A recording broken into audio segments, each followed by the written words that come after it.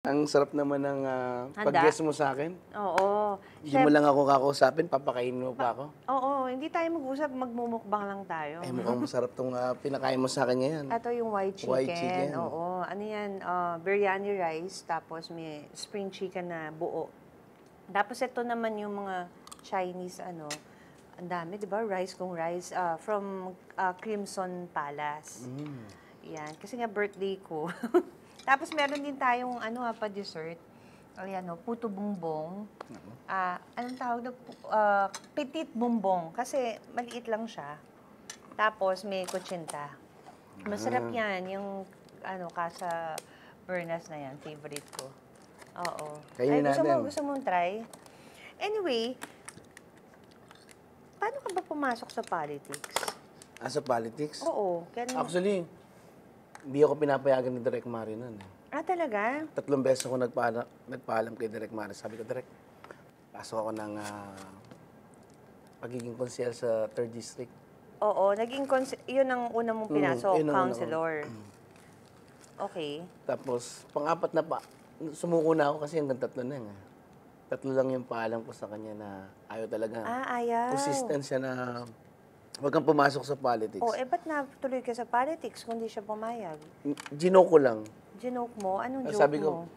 Sabi ko pang-apat Direk, pwede ba akong hindi talaga ako pwedeng pumasok sa tumakbong konsyel kasi kinakausap ako ng daddy ko eh. Sabi niya, sige na. So ka mangungurakot Wow, Ngayon. sabi ni Direk Mario. So pang-apat na paalam mo, pinayagan ka na? Pinayagan na ako. Bakit mo naisipang tumakbo? May nag-convince ba sa'yo? Actually, nung time na yon, medyo maganda yung ko noon bilang artista eh. Medyo, Oo nga. Di ba nagkasama pa tayo sa anong show nga yun? Once Upon a Time. Ayun, Once Upon a Time. Yung hanggang madaling araw tayo. Hanggang madaling araw, tapos ako seryoso na. Tapos siya parang daytime pa rin kasi inabot na kami ng 4 a.m. in the morning. Nasaan na tayo? Di ba, nakasmile pa rin siya. Sabi ko, talagang nakasmile ka pa rin kahit madaling araw na, no? Eto, you can try. Ayan. So, okay. Ang tanong ko kanina, sino nag-convince sa'yo? O kusa lang naisip mo, papasok ako sa politics? Actually, ayaw ko talaga kasi sabi ko, okay naman yung sa pag-artista. Sa pag-artista. Dari mo, kasi marami kang projects nun. Ang dami. Diba? Yung father ko kasi, sabi ng mga Asenso Manileño, sa mga kasamang, pinasok ko siya doon sa pangatlong takbo niya na dapat eh. Kasi tumakbo siya 1998. Siya muna ang tumatakbo. Tumakbo siya 1998, 2001. Okay. Tapos 2007, dapat tatakbo siyang konsyal. Okay. Sila Boss Iscuno at si Boss Danny. Ninong Bernie sabi, huwag na ikaw tumakbo, yung anak mo na lang. Tamang-tama naman nun, pagka nag-iikot kami nun. Siyempre, sinasamahan ko yung airpot ko nun. Hindi siya yung pinupuntahan, ako yung pinupuntahan.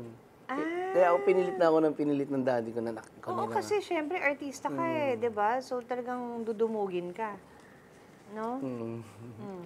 Tapos yun, ako na yung kumandidato. Na-enjoy ko naman yung nag-iikot sa distrito. Tsaka, nung una nga, nakakaya nga unang pasok eh. Bakit? Di ba pag nag-artista tayo nun, di ba? Hindi naman marami humingi ng tulong sa atin, kukunti lang naman. Di ba pag may tumingi sa atin ng tulong, malaki yung tulong natin dahil medyo maganda kita natin, di ba? Hindi, walang humingi sa'yo ng tulong nung artista ka? Hindi ganun kadami. Ba't ako dami? Ewan ko bakit. Mabait ka kasi, lapitin ka ng humingi ng tulong. Hindi, pero okay lang. Di ba? Tapos nung ako na yung tatakbo, pero mo pag nag-ikot, ang binibigay ko lang 300 pesos. Tapos kung titingnan mo yung pangangailangan nila, malaking pangangailangan nila. Para ipalibing nila o para hanggang matapos yung libing. Pero yun lang ibibigay, minsan 200 pa nga eh. Pero pag kinumpit mo naman yung 300, sa dami ng pinupuntahan mo, malaki din. Na. Oo.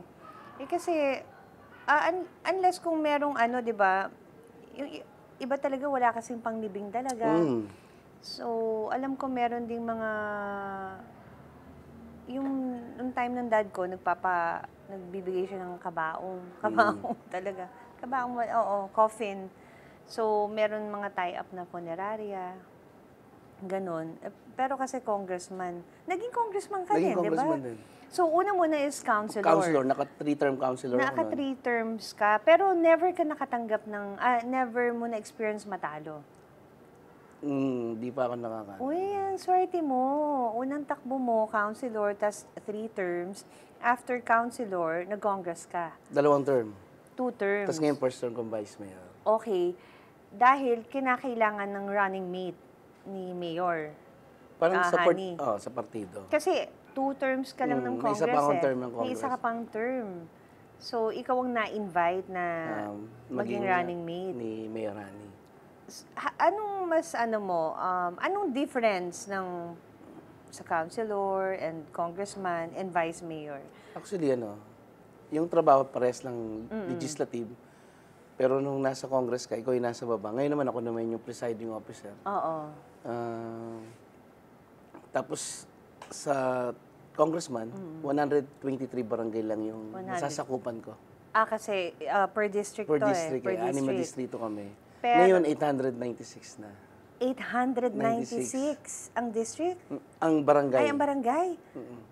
Grabe, ang daming barangays. So, yun na ang hawak mo. Yun yung, Kasi yung nasasakupan. councilor, 123 din. 123, same district, Same diba? Okay, mas mahirap ba? Actually, hindi naman mahirap. Parehas lang. Masarap kasi na magtrabaho doon sa ganong posisyon na yung responsibilidad medyo pangat lang ng paangat. Na Ano mas Mas na-enjoy? nagiging- Ano mas na-enjoy mo? Thank you, Miss Cesar. Pares lang. Pares lang siyang Sa tatlo? fulfillment doon sa... Kasi pagka nasa posisyon tayo, yung Yung pagtulong. yung pagtulong ang dami. Yes. Yung nakakapag... may part ng nakakapagbago ka ng buhay, nakakapagdukso ka ng buhay sa kakayahan ng opisina. Kasi tulad nun, pinakamagandang project dun sa programa sa Congress, yung guarantee letter.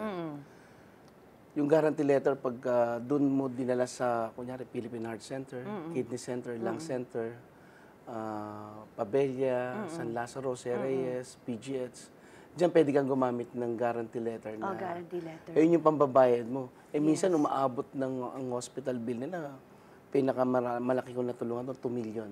2 million. 2 million. Isang tao lang yun. Isang tao lang yun. Oh, pero pag ganung kalaki, na ano yun ang guarantee letter? Or merong limit lang ang guarantee letter? Actually, wala naman limit. Conforme lang sa pondo mo kung paano mo hahatiin. Paano nga? Ang kaganda naman sa akin, nahati ko naman siya sa isang taon.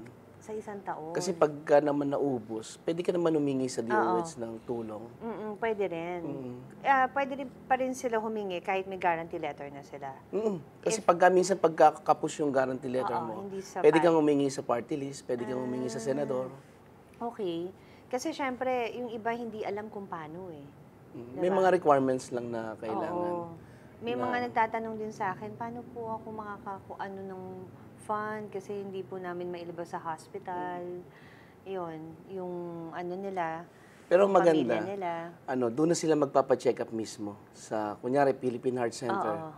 Kasi pag pumunta ka pa ng ibang check-upan, Okay. doon si-check up ka uli. Ulitin uli yung procedure. Ah, Kaya mas maganda kung pag nagpa-check up ka na sa Philippine Heart Center, kung ano maging...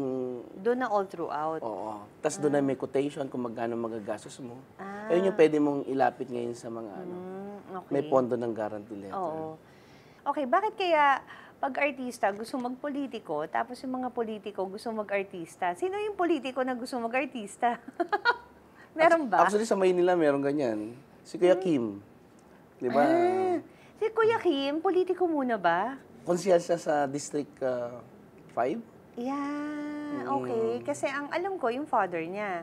Yung father Pero niya, naging counselor pala siya. naging counselor Okay. siya sa Maynila. And then, nag-ano na siya, naging news anchor, ganon. Pero hindi na niya binalikan ng politics. Sino pa bang mga sample na ng mga politiko na gustong mag-artista. Politikong feeling artista. Feeling artista. Meron Pero ba alam mo, ganun? ang lamang natin dun sa mga artista na papasok sa politika. Lalo na kung maganda yung ginawa mo sa industriya. Yeah, oo. Meron ka na kagad 50% na Na, nakilala ka na nila eh. yes. Ang kukunin mo na lang yung boto nila, yung Oo, tiwala nila. yung tiwala, kung talagang makakapag-serbisyo ka. Well, okay, ang sagot sa mga artista na papasok sa politics, yun nga, yung sinabi mo 50%, kilala na.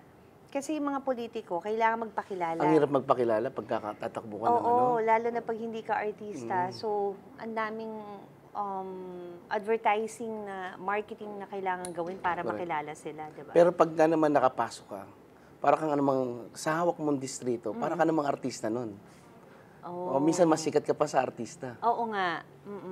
Ganun nga yung na nangyayari. Pero may stigma lang tayo na pagka yung artista, anong artista lang yan, walang magagawa yan. Lalo na if yung natathreaten yung mga kalaban, di ba? Oo, may magagawa ba yan, di ba? Yun, may mga nagda-doubt, ganun. Pero marami namang proven na artista na Naging magaling na politiko. naging magaling na Nalingkod politiko. bayan. Especially si Ate Ninang V, Vilma Santos. Talagang maganda yung nagawa niya. Nung pumasok ko sa politics, may nag-doubt sa'yo? Actually, marami. Di ba, pag nung bago nga ako bumaba sa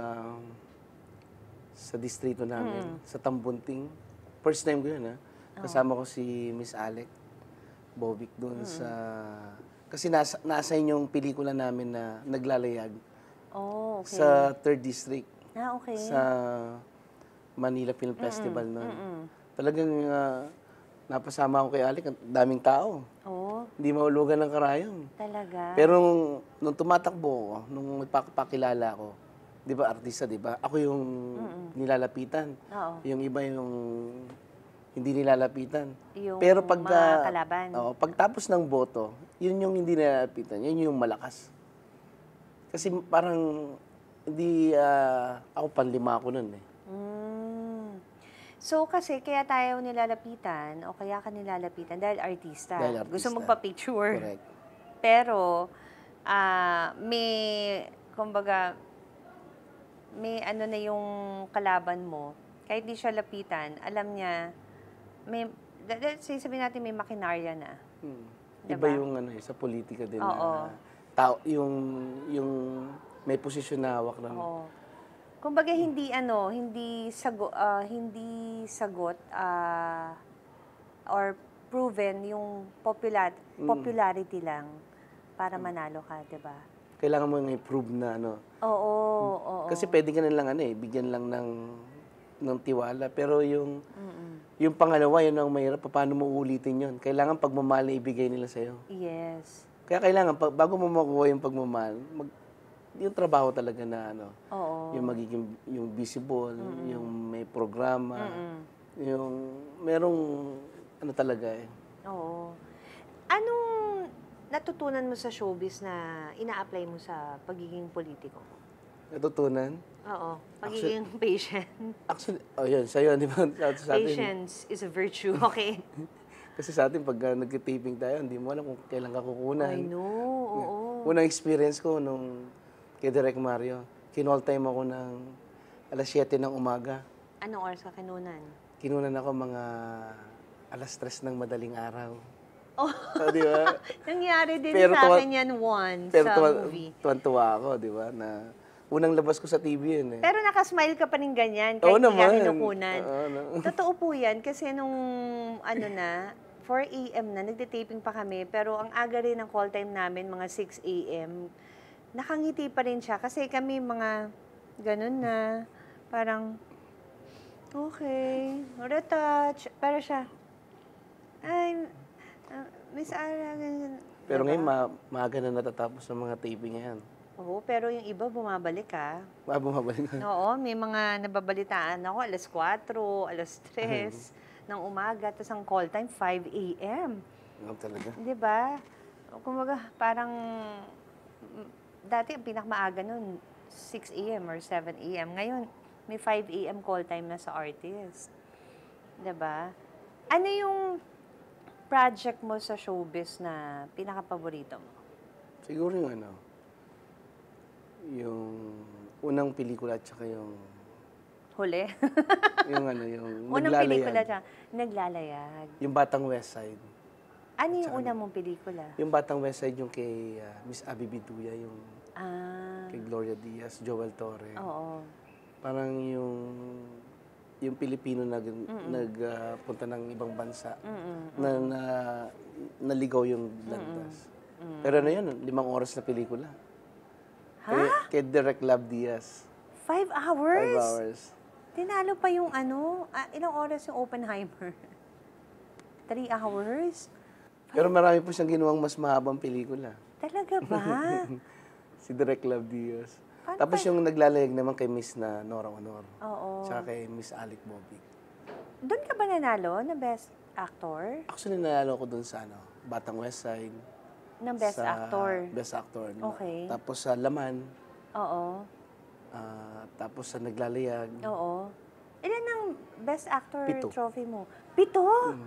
Wow! Appear tayo dyan. Appear tayo. Sumakit ang ulo ko. Diba? Okay. 7 Best Actor Awards. Gusto mo pa gumawa ng movie na pang-acting? Tumatanggap ka pa ng projects ngayon? Actually, nung nag-congressman ako, nabawasan na eh. Kasi nung congressman ako, ang trabaho namin sa congressman, Monday, Tuesday, Wednesday. Eh di ba ang taping, MWF, TTH. MWF or TTHS. Laging may sagasa, kaya sabi ko mag-focus na lang ako doon. At least okay naman yung pag-focus ko doon. Nanalo akong vice mayor. Oo nga. Galing-galing. Pero ngayon nag-guest ako sa Black Rider. Sa Black Rider, sabi mo nga, hindi ka totally, tumatanggap ka ng projects. Hindi naman tinatanggihan mo. Nung nakaraan, hindi ako tumatanggap talaga. Dahil nung congressman ka. Bakit? Yun nga, yung schedule. Ay, yung schedule. Mas busy ka nung congressman ka kaysa nitong vice mayor. Actually, mas kasi ako nun, hands-on ako sa distrito ko nun. Mas flexible. Lagi ako ng perfect attendance. Wow! Sa Congress, Congratulations! Sa Congress, ako doon. Perfect attendance ako sa 2 term. Oh, talaga. Hindi naman kita nabalitaan na yung maraming absent. Kaya, Hindi, wala akong absent. ayun nga, guys, perfect attendance sa 2 term. Ano kayang mas mahirap? Lokal o national? Pero hindi ka pa nag-national eh. Hindi pa ako nag-national. Pero national sa local, yung congressman. Yes, oo. Pero kasi isa lang din naman ang hawak eh.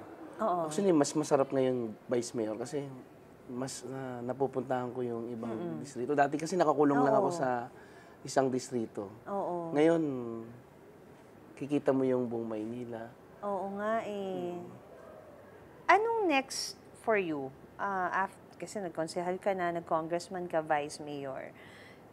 Siyempre, pag vice mayor ka, sabihin natin, siya na yung next na mayor niyan. Kasi vice mayor ka eh. Yun naman talaga, di ba? Kahit even vice president, ang next nun is president. So, ready ka ba if ever maging Sa akin naman mayor? may dalawang term pa ako. May 2 term ka pa. Term pa. Pero si Mayor, May 2 Hani, term pa rin. may 2 term pa rin. Kaya maganda yung namin yung magsabay kami. Tapos, first time lang mangyari sa Maynila na lahat ng lingkod bayan nanggaling sa isang partido, sa local party. Na Asenso Manila. Even yung mga councilors, tsaka Congressman, first time yun. Talaga. Sa bagay, itong huling eleksyon, halo-halo eh. 'Di ba? Iba-ibang partido. Even nga sa national, 'di ba?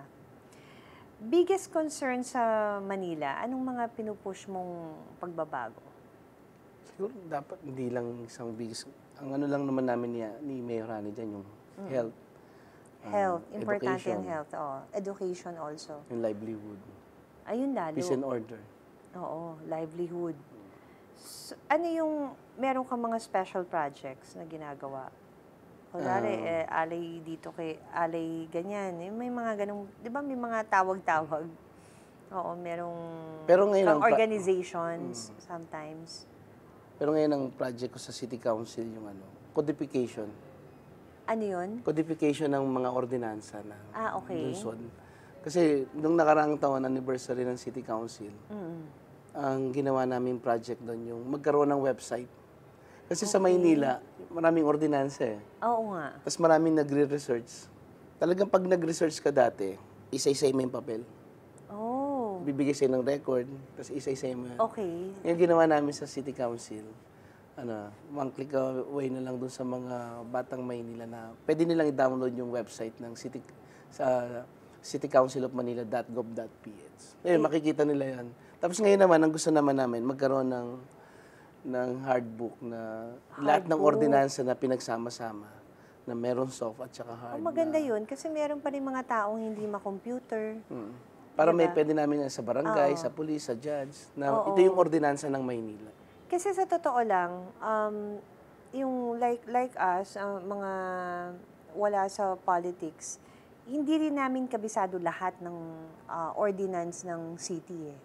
Pero dapat malaman natin eh. Maganda yan. Diyan lang ba sa Manila yan or other cities? Yung ibang city naman meron naman gano'n. Quezon City meron. Oo, sa Quezon City meron din. Ano pa mga ordinance sa Manila na unique? Yung sabihin natin wala yung ibang city. Para Yung naman wala pero hindi na syempre, gumagana. Yung pagka... proud ka dapat, di ba? Actually, may isang ordinansa sa amin na luma na siya na hindi na siya applicable ngayon. Yung hindi ka pwedeng pumunta ng eskolta nang hindi ka nakabiyes. Ha? Meron ganun? Meron ganun. Sa eskolta. Talaga? Paano? Yung basta... Kailangan, pag pupunta ka doon, Basta may t-shirt. hindi, kailangan nakaporma. Talaga? Sa eskolta. So, mga ganitong forma? Dapat, Pwede na ako pumunta sa eskolta, ganito. Ayun, isa yun sa ordinansa na... Ay, talagang na unique yun, sa amin. Okay, eskolta. Ngayon nga Nag-shooting ako dun eh. Nung, alam Di ba ko, nagpunta tayo nung nakaraan doon sa eskolta? Yung Oo. pumunta ka sa sa art exhibit ng anak niya. May, anong pa nga, Art District. The Art District. The Art District. And ang maganda dito kay Yul, isa rin po siyang artist. Yung mga ginagawa niya, mga scrap metals. Binubuo niya ng usually map. Oo, hindi pa. Kinukulayan ko. Babalikan ko pa yon. Meron akong kailangang bilhin. Ayun, tapos yung proceeds no ng art mo na ginagawa, saan napupunta? Ngayon, ang ginagawa ko, dinodonate ko siya. Kasi hindi naman ako artist.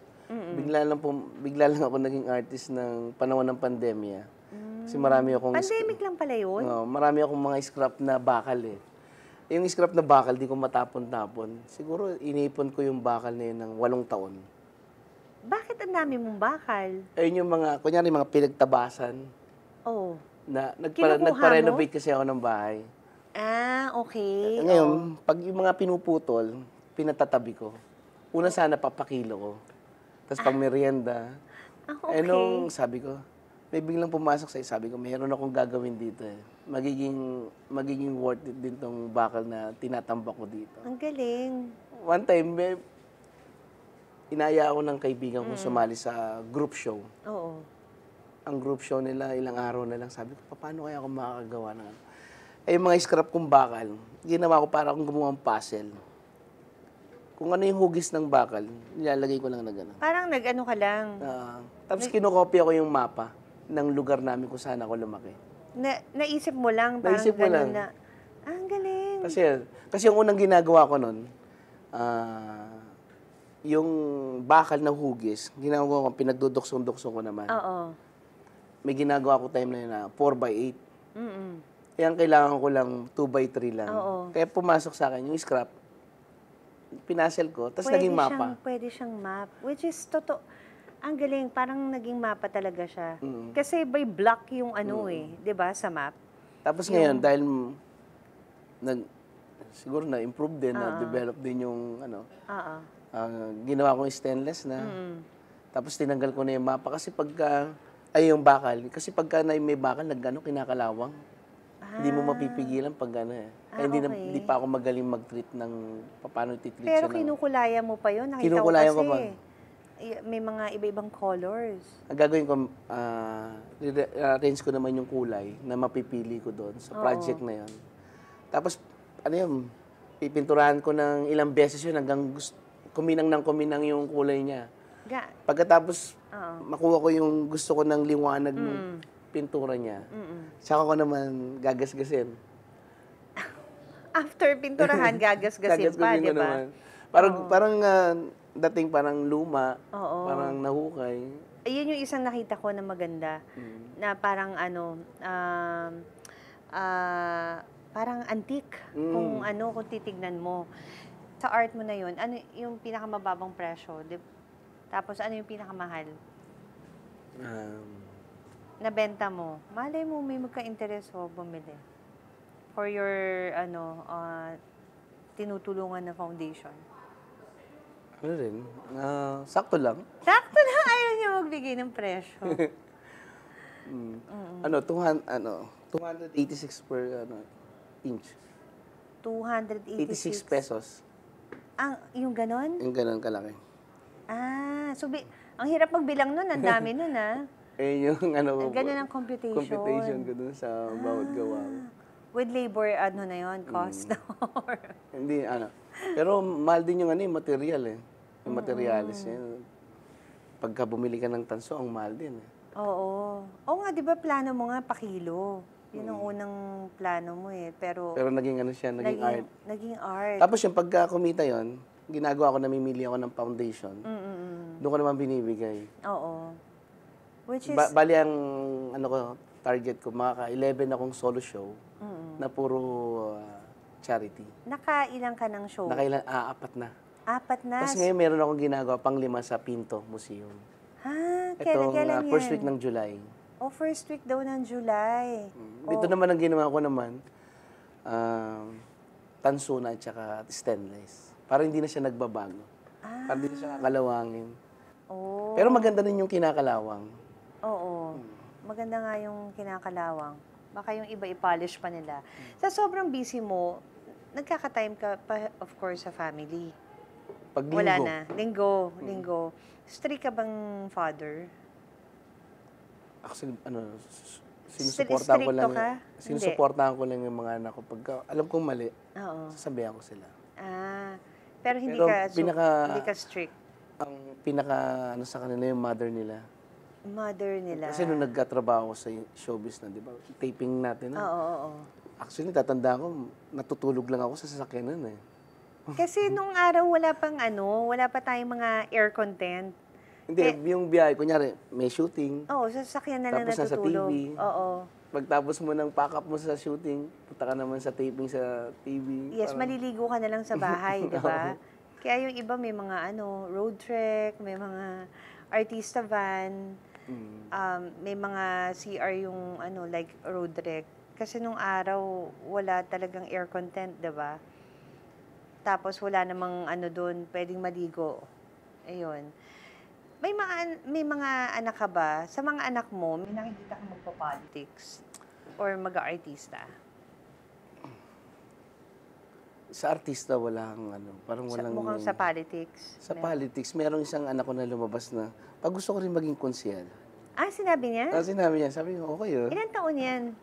21.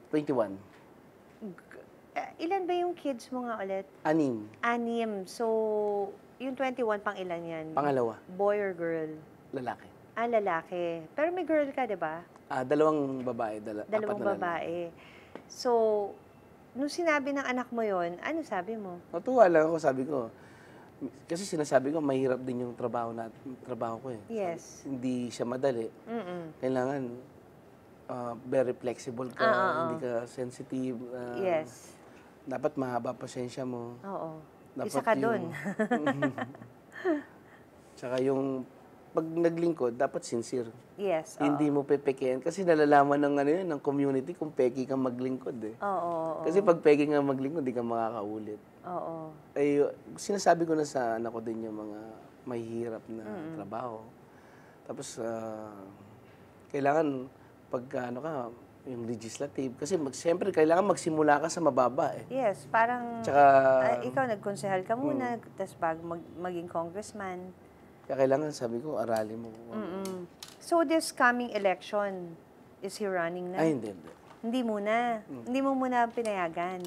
Ay, hindi. Sabi ko dyan, Maano ba? ang ginagawa ko sa kanya ngayon, sabi ko, kung gusto mo, tingnan, pinaikot ko siya sa Maynila. Okay. Pag yung mga... Pinaikot mo muna. Katulad ngayon, pagsagala. Pagsagala kasi, hindi ako dati kasi may present din ako sa mga sagala. Ngayon, ang daming barangay na 893, 896 barangay. Grabe yung 800. Kaya ngayon, meron na akong pang-proxy Kayo sa ba yung sagala. pinakamaraming barangay sa lahat Sa ng tingin ko kami dito? yun. Tapos kami lang ang sa buong Pilipinas na nagsasession ng 2 beses. Sa isang linggo, Tuesday, Thursday. Oo nga, sabi mo nga. The rest, once a week lang ang session. Parang alam ko once a week nga lang. Kaya nagulat ako nung sinabi mong 2 yung session nyo. Nakikita mo ba yung sarili mo na pang matagalan ka sa politics? Sa politics kasi, bilog lagi ang bola. Miski anong gawin, miski maganda gawin mo. Minsan, pagka hindi na sa'yo, di ba? Kaya dapat, sa akin, kung hanggat pagkakaloob ni Lord na itong posisyon na to sa akin, Oo. pag, inaayos ko lang. Oo. Kasi katulad nung konsehal ako, ginagawa ko yung trabaho ko lang para kung mapunta nga ako dun napunta naman akong congressman. Oo. Alam mo yung piniprepare mo rin yung sarili mo. Kasi siyempre, libre lang mangarap kasi. Oo. Oo naman, libreng-libreng mangarap. Kahit ano pa pangarapin mo. Pero mas maganda kung matutupad dito, di ba? Pwedeng matupad, pwedeng hindi. Yes, oo. Sa politika, hindi mo masasabi. Oo. Basta ang lang, kung may dumating, tatanggapin mo lang. Parang ganon.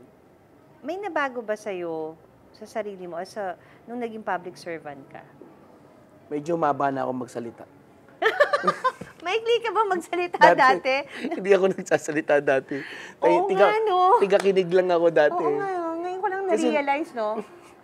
Ang dami mo ng words na nasasabi ngayon. Kasi dati, pag tanungin mo siya, kumain ka na, ganun lang siya, tumatango lang siya. Parang sobrang bihira yung words na maririnig mo sa kanya sa set, unless kung magda-dialogue siya. Mas mahaba ka Mas na mahaba ngayon. na, Iyon. And what else? Siguro yung trabaho na akala ko di ko kaya yun. Kaya ko pala. Nag-doubt ka sa sarili mo na... Kasi, biro mo, galing kasi ako dun eh. Naging konsyel din ako. Biro mo, 38 na counselor yung parang ipapastol mo, i-guide mo. Kasi ikaw yung presiding officer. Oo. Okay. Na, kaya ko pala yung ganun. Kasi gusto ko, lagi lang ako nasa gilid eh. Oo. Ngayon, nandun ako mismo sa lamesa doon sa taas. Kaya nga, nanibago ka. Actually, nanibago talaga ako. Oo. Yeah, pero kailangan mong aralin yan, di ba? Oo. Pag tayo naman kagandahan sa pag-artista, di ba? Tayo may mga inaral na karakter. Yes. Di ba? Oo. Medyo, tayo naman, pag may inaral tayo, na Nagagampanan natin. So, parang na-apply mo yung pero ito, totoong role to. Pero gawin ko, di ba? Kailangan sa puso lang. Oo. Wala pa, may nakakaaway ka ba? Parang... Wala pa naman. Parang wala naman akong naririnig na no? Sana wala. Nakaaway mo sa politics. Actually, parang well-loved ka sa Manila, actually, no? pero nung bata ako, itong ngiti ko na to, ganyan ang ngiti mo nung bata ka pa? Bata pa ako, Siguro smiling nung face. pinanganak ka, nakaganon ka na. Siguro. Di ba? Pinanganak ako sa bahay lang eh. Talaga? Sa Kalumpit, Bulacan. Okay. Sa Francis Bukid. Oo. Hilot? Saan, Francis Bukid. Akala ko sa St. Andrews Field. Yung San Andres Bukid. Saan ka nag-aaral? St. Andrews Field. Yung San Andres Bukid. Okay. Yan, doon ako. Sa bahay lang. Tama, naka-smile siguro ako nun. Naka-smile. Siguro. Pero nung bata ako, masiyahin ang lagi mami ako mo napapagtripan nun eh. Akala nila, nang aasar ka. nang-aasar ako. Na parang, kunwari, seryoso. Di ba ganon? Oo. Napapagtripan Minsan nga, nasampal ka. pa ako eh. Nanginig yung tenga. Talaga? Yun, Kasi so- nakasmile ka. Yung sumampal pa naman sa akin, kalalabas lang ng kulungan. So, hindi rin pala ano, no? Pero nung nag-artista ako, medyo maganda na. Oo. Tawag pa sa akin ni Kuya Rizky ron, Mr. $1 million smile. $1 million smile. Tsaka hindi, pag Sino nagtawag nun? Kuya Oski. Kuya Oski. Okay. Oo, naabutan ko ba siya? No, nabuto mo Oo. yun. Tapos, ngayon pag nakikita ako sa distrito, gusto nila nakangiti ako eh. Parang maninibago ang mga tao pag hindi ka nakangiti. That's not you, Servo. 'Di ba? Pero minsan ako, meron akong isang project na hindi ako makangiti. Naiinis lang ako doon sa... May project kasi na programa, groundbreaking. Yung, ewan ko bakit ko nun. Nainis ako nun. Pero Paano ka mainis? Pwedeng sample? Paano? Hindi ko rin Paano ka mainis? Kasi hindi ako nakangiti nun, nakakunot daw yung ng noo ko. Talaga ba? Never kitang nakitang nakakunot ang noo. Kasi sayang yung ibig sabihin, may event. Sample Sayang nga yung... ng kunot ng noo. Hindi ko naman. Parang no? Parang naka-plaster na yung ngiti niya. Diba? Pero mabilis naman akong kaganda naman sa akin, mabilis mawala yung ko. Mag-wear off yung ines. Inis. So, ang ines mo, parang poker face ka lang. Parang ganun lang. Oo, hindi yung totally nakaganon. Tapos mamaya okay na. Oo, tapos pag nag-smile, ay, okay na si boss. Pero yung inainis ka, nagmamando ka, na dapat hindi mo naman ginagawa, di ba? Parang nagdidirect ka pa sa oras ng event. Oo, ganun talaga minsan. Kasi Isang beses lang naman nangyari sa akin yun. Oo, hindi nakukuha minsan ng mga staff at saka tao di ba? Yung mga, parang ikaw pa rin mag-i-implement, no? You think ba, magsistick ka dito sa Manila or parang sa tingin mo, possible na mag-national ka rin? Pero ako enjoy na ako sa Maynila. Okay ka na sa Manila? Masarap sa Maynila. Oo. Alam mo yung mga kapwa mo Manileño. Oo. Kasi parang ikot ako doon, mainit lagi yung tanggap nila. Kakatuwa naman. Oo. Siguro talagang meron, yung iba nagsistick lang talaga sa nila, no? Hindi na... Kasi dito, malaki na yung responsibilidad mo dito eh. Oo. Di ba? Oo naman. Pag ilang barangays yun? 896. 96? Kulang 4 na barangay na lang, 900 na. Pati hindi yung hatiin yung iba para na... Pero nahati kami sa Isakto nyo na, 900. Pero nahati kami sa may 6 na distrito, 100 zone. May zona kami na Talaga? yung 896 na yun nahati sa 100. Pero sa tagal mo ilang years ka ng politician sa Nag-start Manila? ako 2007. 2007? Sa kalating dekada na. Oo. Naikot mo na Hindi siya ko pa lahat? naiikot lahat. Actually, yung distrito ko nga, miski ilang taon na ako doon Hindi mo pa naikot na perfect lahat? attendance ako doon, hindi ko pa rin naikot lahat. Talaga? Oo nga. What more pa ang 896? Buong Maynila ba? Minsan sa buong Maynila, pag nag-ikot ako, may ganito pala sa Maynila, ang ganda. Di ba? May mga nakatago kang hindi makikita eh. Oo. Okay dito, para ka nasa probinsya. Meron pang ganon na area sa Manila? Sa Maynila. Kasi parang feeling ko sa Manila, so crowded na talaga. Sa Pero ngayon, mainit. Di ba mainit ngayon? Oo. Pero sa Arroceros Park namin, kung ang hinit 40 o 50, doon 5 lang. Talaga? Ang daming puno eh. Yan yung pinaka-last lang namin sa Maynila. Doon, wala pa, sa yung Malapit area? sa City Hall. Malapit sa City Hall.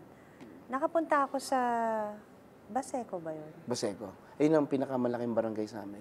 Okay, yung Baseco, nag-ano ko doon, yun ba yung dating Smoky Mountain? Hindi. Ay, hindi, iba yun. Yung iba pa ba? Smoky Mountain, na ngayon, Paradise Heights na ngayon. Okay. Sa Baseco yata ako, naalala ko kasi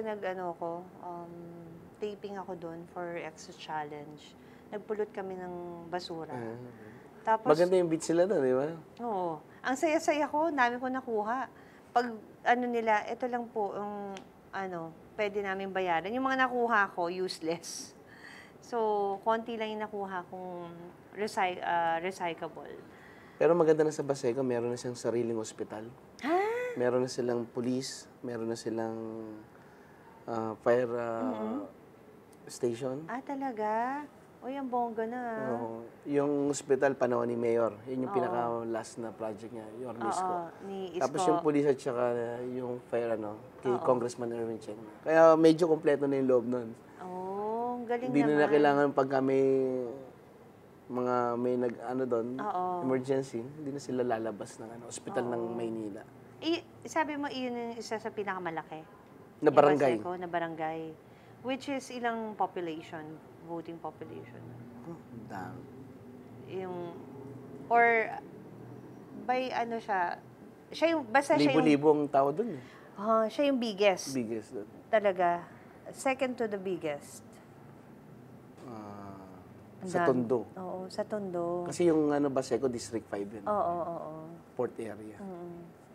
Vice, thank you sa pag-guest mo Tsaka after natin magchikahan, pwede ka pang kumain.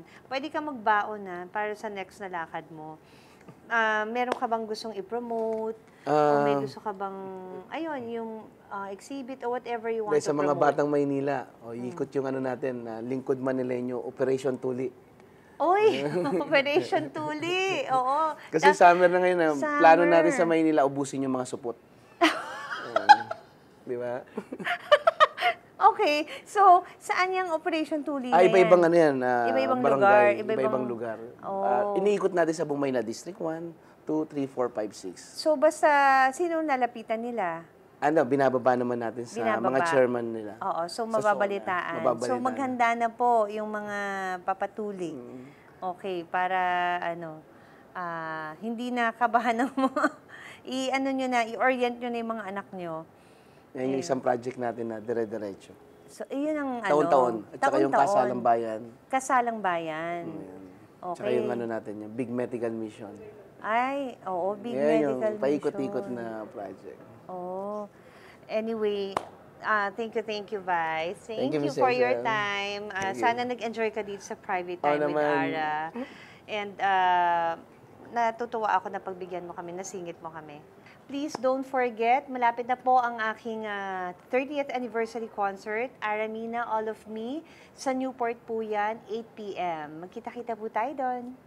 Okay, so kita-kita tayo next week ulit dito sa Private Time with Ara, Wednesdays, 9 p.m. sa One News.